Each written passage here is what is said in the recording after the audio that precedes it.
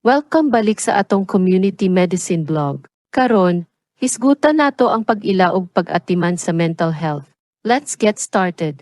Welcome to Olmasti Healthcare Group.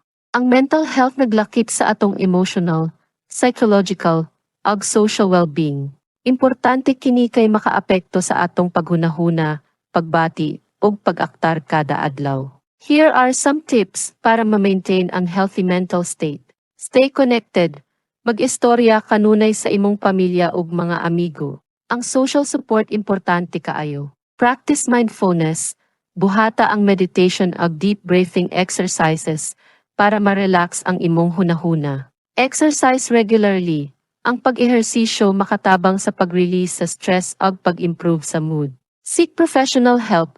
Kung maglisod na jud ka, ayaw kaulaw sa pagbuol og professional para sa tabang.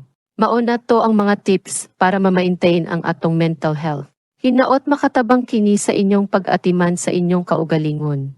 Ayaw kalimot sa pag-like, share, ug subscribe. Daghang salamat ug amping kanunay. Welcome to Olmasti Healthcare Group.